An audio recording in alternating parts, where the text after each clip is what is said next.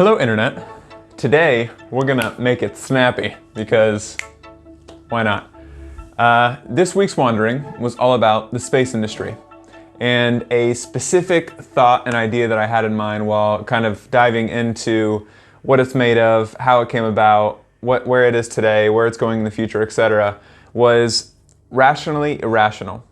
So a lot of people in this industry, which is super inspiring for me and I'm sure a lot of other space geeks, is that they, when faced with uncertainty, when faced with risk, or when faced with huge hurdle, they're almost blindly ambitious or rationally irrational. And there's a specific video in a TED Talk, which is an extreme case, but I thought it kind of showed it perfectly, which is I think she's the COO of SpaceX, Gwen something. I'll show the video here. The longest part of that flight is actually the boat out and back. I mean, Gwen, come on, this is awesome, but it's crazy, right? Like, this is never going to actually happen. Oh no, it's definitely going to happen. This is definitely going to happen. How? Like, what? I mean... So in the context of this video, she's basically explaining that SpaceX wants to have a point-to-point kind of transport system with spaceships instead of planes, reducing, like, I don't know, 12-hour flights down to like 30 minutes.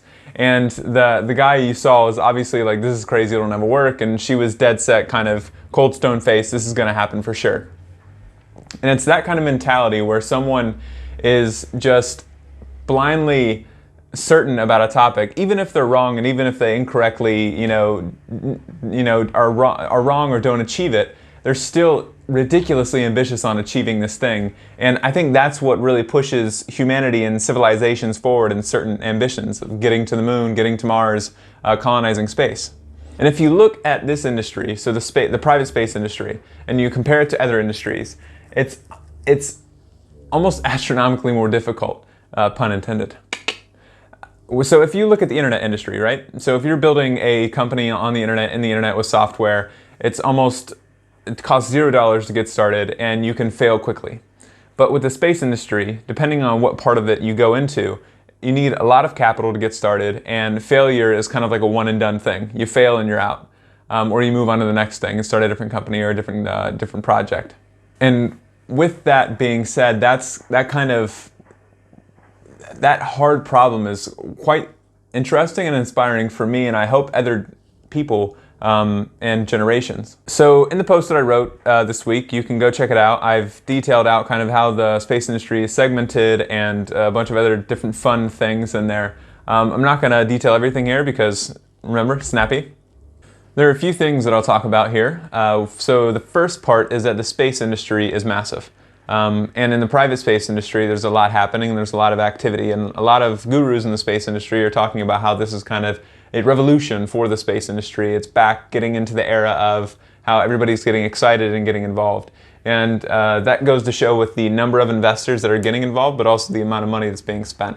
I think there's, in 2019, there was $5.8 billion, and that's the most private investment that's been on record. But also the more important piece that I think is the number of investors getting involved, and these investors are traditional investors in Silicon Valley coming from the internet companies transitioning over to the space industry, which is really a good sign. And another thing is, a big reason why these people are transitioning over is because of the value that could be kind of derived from space, which is, I think it's Morgan Stanley or Bank of America or someone said that it's like 1.1 trillion by 2040 is going to be the number, and there's other numbers out there I'll put here. The majority of the initial investments that are being put into the space are really kind of centered around satellites, and specifically small satellites and nanosatellites. And the reason these small and nanosatellites are becoming so prominent is because technology has advanced so much with pre-processing power and imagery and observations and stuff, that you can kind of package these things into a small device. It's not too expensive.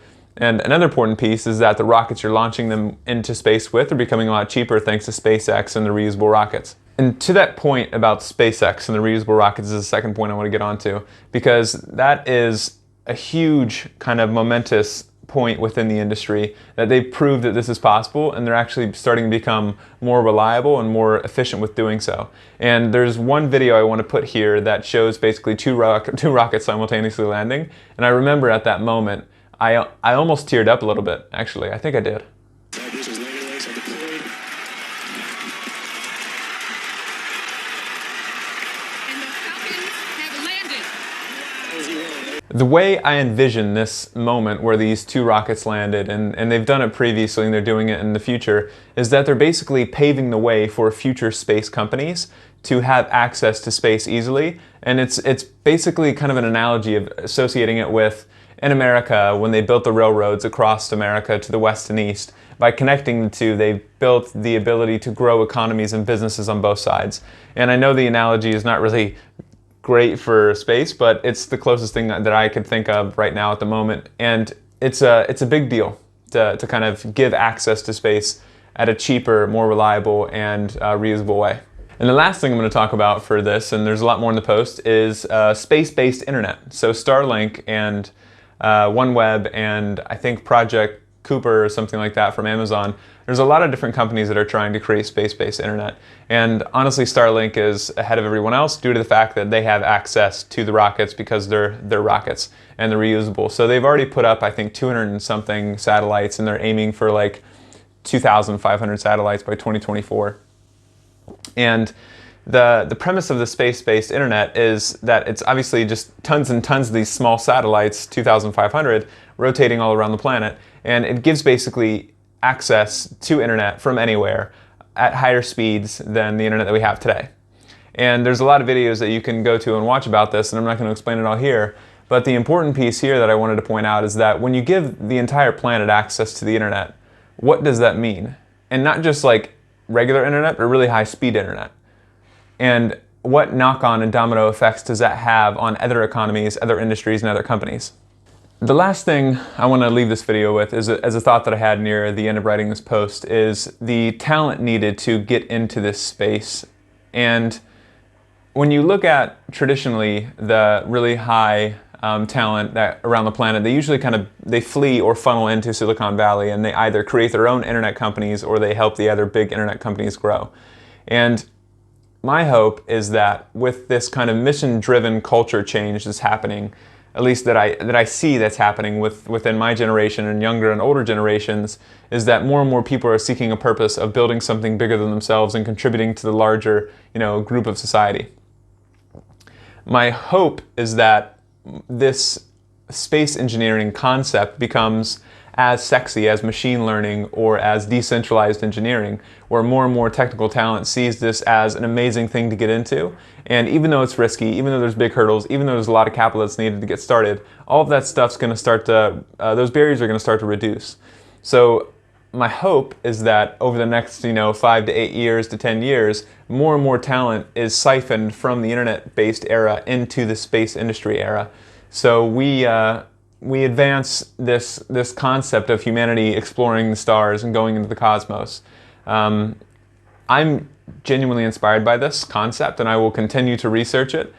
This is just one of many wanderers, and this is the kind of the opening wander into the space realm. And it's truly and genuinely inspiring to see so much amazing activity happening in this place. With that said, I'm going to leave you with some resources that I thought were interesting and super entertaining as well as educational. So first we'll start with Curious Elephant. He talks about kind of the economics and the business side of space, but he also talks about some of the technical pieces as well. Another individual is Everyday Astronaut. So this guy goes into the weeds as well as real engineering. So these two YouTube channels, they go quite deep and they talk a lot about the technical pieces of how the rockets are built and also future missions. But if you're interested, you should definitely check those out. Another one I want to talk about is the Space-centric YouTube channel. So Space-centric is all about SpaceX, and then SpaceX-centric. And he basically updates you on everything that's happening at every moment and every day in SpaceX. So if you're interested in SpaceX, definitely follow this guy. And the last one is Isaac Arthur. Now this YouTube channel is really fascinating because he looks really, really far into the future on colonizing the moon and colonizing Mars and creating orbiting colonies and just crazy sci-fi stuff. But the interesting thing is he actually thinks through these ideas really, really thoroughly, and he almost takes an academic approach to explaining it, but it's almost like you're watching a film. And I think it's amazing, and I think if you're interested in kind of being inspired by the future, you should definitely watch some of those videos. With that said, that is it. I'm going to end it now. Internet, I'll see you next week, and thank you for watching.